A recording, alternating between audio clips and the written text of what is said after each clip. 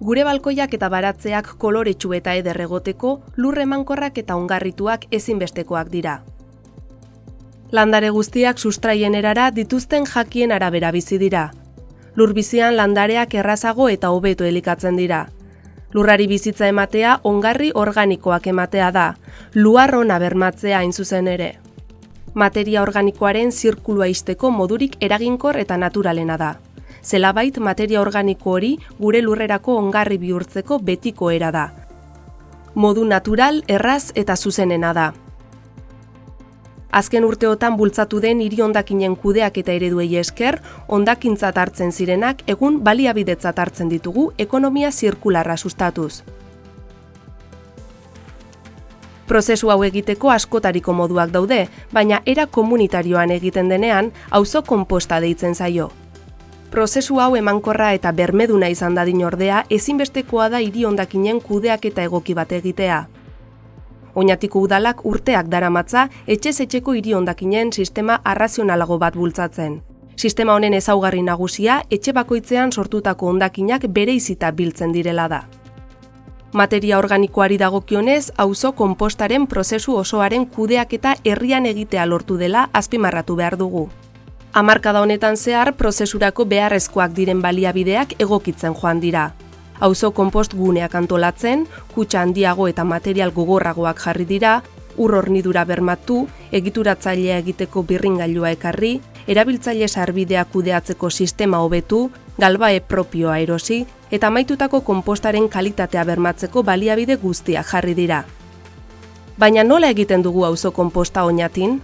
Prozesua janari hondarrak ontzi marroira botatzen ditugunean hasten da. Nahikoa hondar batutakoan ekarpen guneetako kutxetara botatzen du herritarrak organiko hau ondo txikitu eta egituratzailearekin nahasteko. Egituratzaile hau Oñatiko lorezaintza zerbitzutik lortzen da. Kimaketa bakoitzean adarrak txikitu egiten dira eta arduradunak egituratzaile hau auzo konpost guneetara eramaten du. Ekarpen guneetako mantenua ezinbestekoa da konpost prozesua ondo egin dadin. Hala nola kutxa guztiak urez bustitzea, ondo aireztatzea eta egituratzailea ondo nahastea.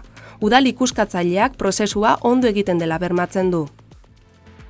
Hondakin masaren volumena egonkortu eta murriztu egiten da.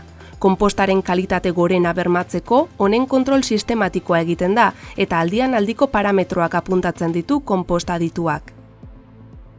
Behin materia egonkortuta, herriko brigadak kutxak uzten ditu eta konposta ontze kutxetara eramaten du konpostatze prozesua guztiz amaitzeko.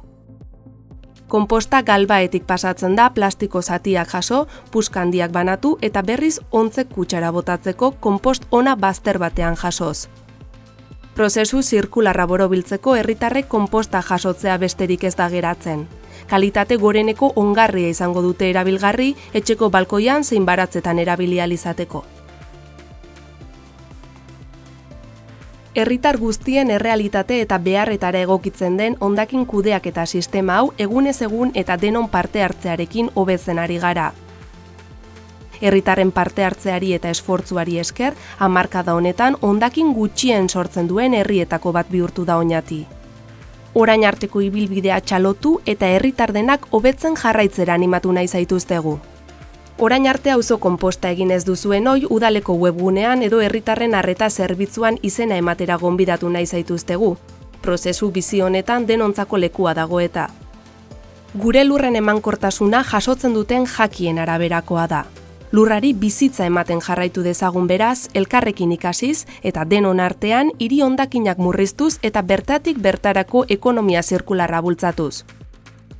Lurretik jaso, lurrari eman.